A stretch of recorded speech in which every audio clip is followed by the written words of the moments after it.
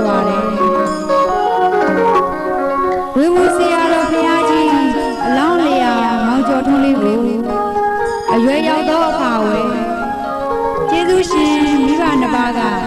အင်းကြီးမင်းကျောင်းဆရာတော်ဥတုမနထံအနံပညာသင်ယူစေခဲ့ပါတယ်1980ပြည့်နှစ်တွင်ရှင်ကုမာရဘွဲ့ဖြင့်ရှင်သာမဏေအဖြစ်သာသနာ့ဘောင်သို့ရောက်ရှိခဲ့ပါတယ်1989ခုနှစ်နေုံလတွင်ကံဆွေတော်ရဆရာတော်ကြီးကိုဥပ္ပစ္စေပြု၍ယဟန်အဖြစ်သို့ရောက်တော်မူခဲ့ပါတယ်ရှင်ကုမာရယဟန်လေးဟာ1980ပြည့်နှစ်မှာမန္တလေးမြို့မစိုးရိမ်တိုက်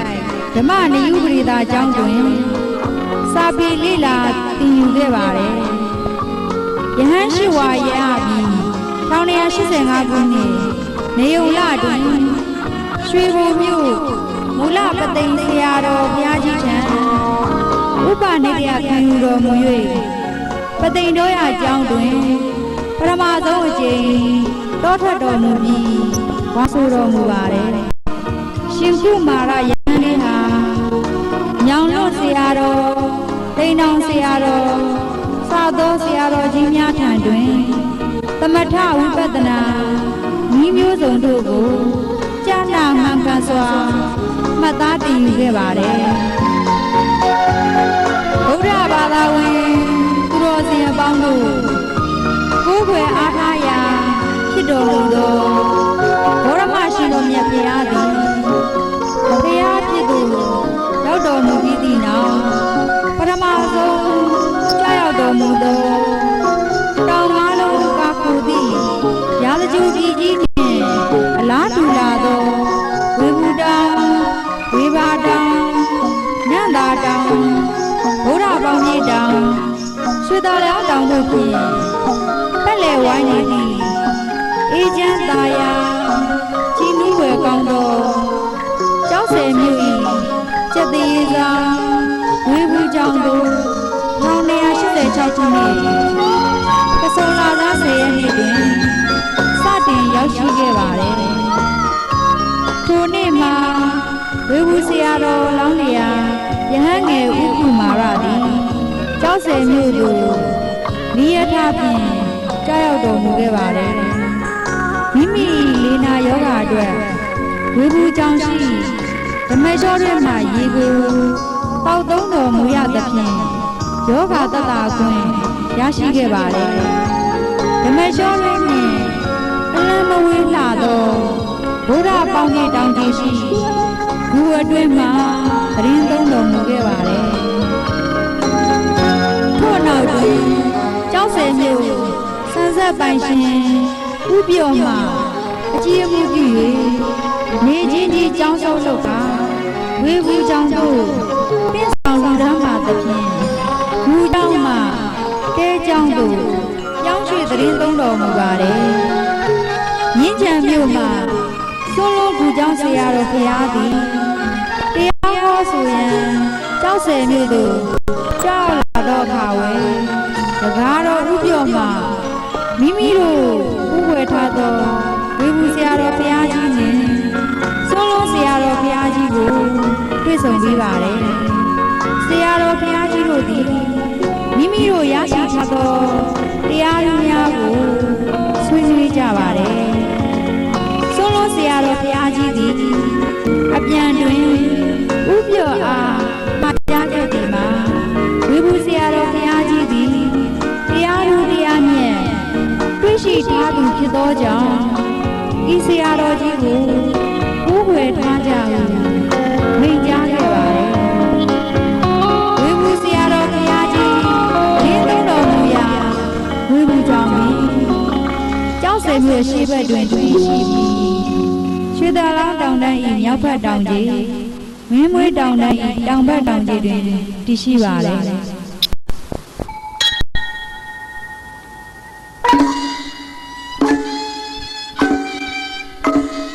ဝေဘူးဆရာတော်ဘုရားကြီးသည်ပြည်တွင်းသာသနာပြုမြို့ရွာအနှံ့သို့ဒေသစာရေးကြွချီတော်မူခဲ့သည့်အပြင်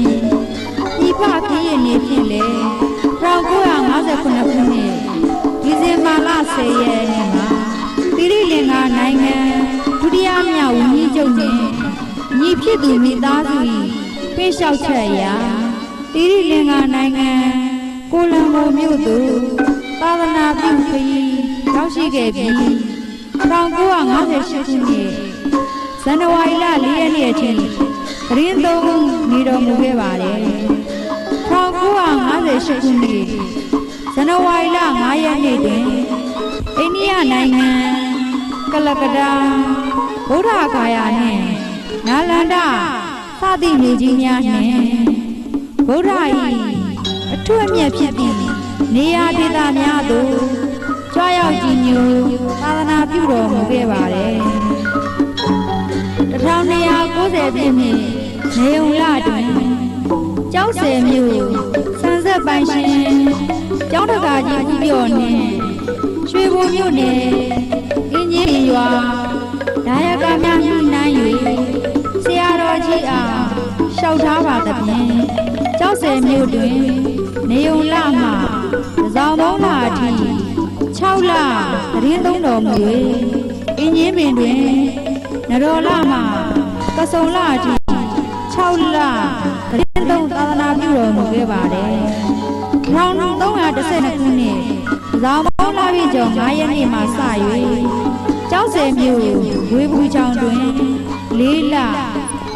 ရွှေဘိုမြို့အောင်မြေတွင်4 လအင်းကြီးပင်တွင်4 လတွင်ခွဲဝေ၍ခဏဝန်ချသည့်အထိသတင်းသုံးသာသနာပြုတော်မူခဲ့ပါတယ်ဝေဘူးဆရာတော်ဘုရားကြီးဝေဘူးကျောင်းတွင်သတင်းသုံးစဉ်နှစ်စဉ်ကျင်းပသည့်အဓိကရပွဲတော်ကြီးများမှာ1322 ခုနှစ်မှစ၍နှစ်စဉ်ဇောင်းပေါင်းလပြည့်ကျော်9 ရက်8 ရက်နေ့များတွင်ရတနာသုံးပါးပူဇော်ပွဲကြီးကိုကျင်းပခဲ့ပါတယ်။ယနေ့ဒီတိုင်းလည်းကျင်းပလျက်ရှိပါတယ်။နှစ်စဉ်တော်တလေးလပြည့်ကျော်2 ရက်3 ရက်နေ့များတွင်ဝေဘူးတောင်တန်းပေါ်ရှိဇေဒီပထိုးများကိုဆွမ်းတော်ကြီးကတ်ခြင်းဝတ်တဲ့ဝတ်ကတ်နှင့်စင်မိပူဇော်ခြင်းတို့ပြုလုပ်၍ဆယ်စုဘုရားပွဲတော်ကျင်းပခဲ့ပါတယ်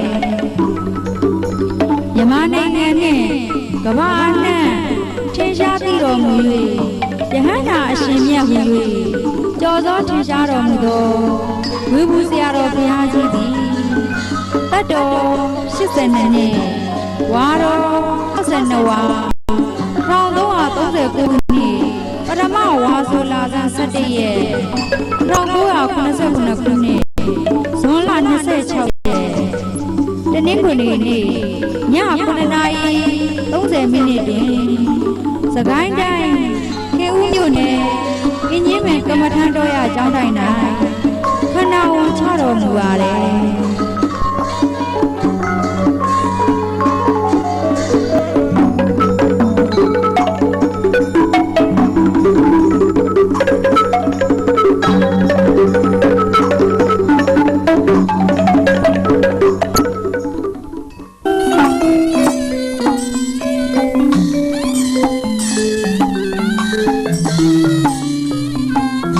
We will be our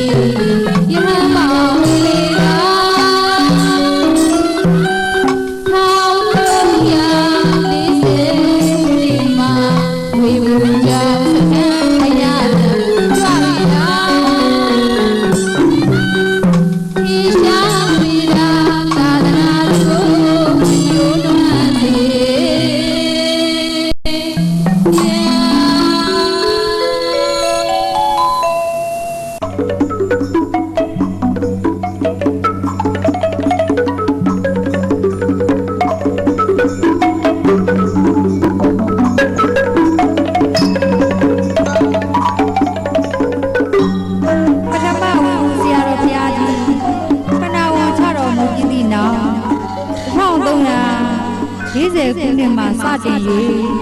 ရွှေစောလူဆရာတော်ဟုယဟန်ရှင်လူတို့အတိများသောဆရာတော်ဗရန္ဒခေမိန်ဒသည်ကျောက်ဆယ်မြို့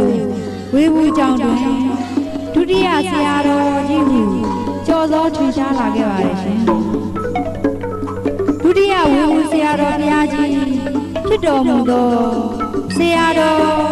ဗရန္ဒခေမိန်ဒကိုအေယာဝတီတိုင်းရေကြီးငတိုင်းကျောင်းမြို့နယ်တောင်ကြီးရွာမှာခမည်းတော်ဥပိုးလိုင်မဲတော်ဒေါ်ဘူးမဲတို့မှာ1285ခုနှစ်တဘူရဲလာဇန်8ရက်တနင်္လာနေ့နနက်9 နာရီချိန်တွင်ဖွားမြင်တော်မူခဲ့ပါတယ်ရှင်ဆရာတော်လောင်းလျာသည်1288ခုနှစ်73နှစ်သားအရွယ်တွင်ရေကြီးငတိုင်းကျောင်းမြို့နယ်တောင်ကြီးရွာမှစလင်းပရိယတ္တိစာသင်တိုက်ဗရဏနာယကဆရာတော်ဗရန္ဒအာစိဏမဟာထေကိုဥပိ္ပေပြု၍ခမည်းတော်မေတော်တို့၏ပစ္စယနုဂဟဖြင့်တာမဏေဖြစ်သူရောက်တော်မူခဲ့ပါတယ်ဥပိ္ပေဆရာတော်က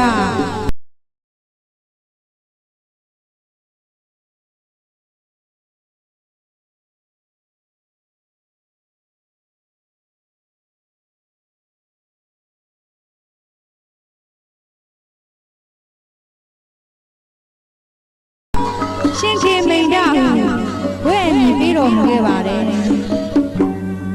ဆရာတော်လောင်းလျာရှင်ခေမိန်ဒသည်တာမဏေဘဝဖြင့်ပျော်မွေ့တော်လဲမိမိမိသားစုဆန္ဒနဲ့လူထွက်ပြီးဆယ်တန်းအောင်ဒီအထိပညာသင်ကြားပြီးကျောင်းဆရာလုပ်ခဲ့ပါတယ်ထို့နောက်ဆရာတော်လောင်းလျာသည်တကယ်တမ်းယဟန်ပြုလိုသောစိတ်တကယ်တမ်းတန်တရားဝိဒုက္ခမှာလွတ်မြောက်လိုသောစိတ်ဖြင့်ယဟန်ပြုလို့ရန်ဆုံးဖြတ်တော်မူခဲ့ပါတယ်ကောဇာသက္ကရေ1303ခုနှစ်သာသနာတော်နှစ်2485ခုနှစ်ဝေဥရုနေုံလစု2ရက်စနေနေ့နေ့လယ်တနာရီ10မိနစ်ချိန်တွင်အေယာဝတီတိုင်းရေကြီးငတိုင်းချောင်းမြို့နယ်တီရာကုန်းပြင်ရွာတီရာယုံကျောင်းကန္တသိန်တော်မြတ်၌ညောင်ဆန်းကျောင်းဆရာတော်ဗရန္ဒဇောတိကကိုဥပိ္ပေပြု၍ခမည်းတော်မေတော်တို့နှင့်ဝေချင်းတို့၏ပစ္စယနုဂဟဖြင့်မြင့်မြတ်သော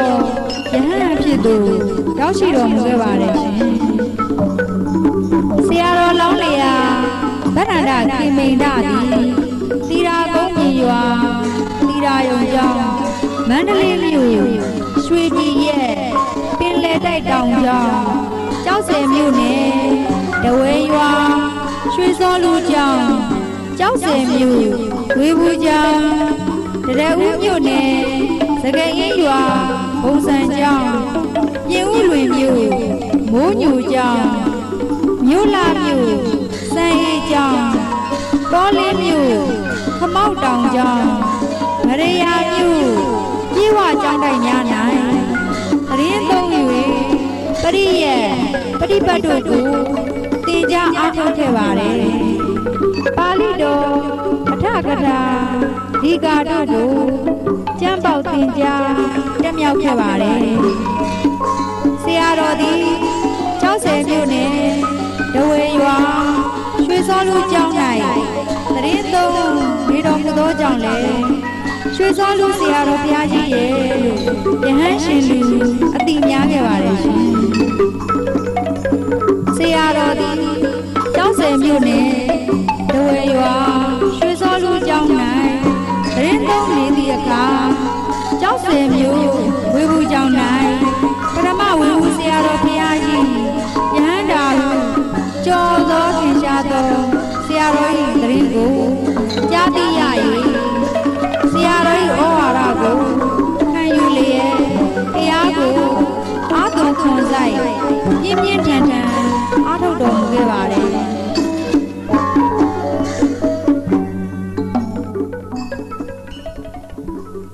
လိုက်ပါ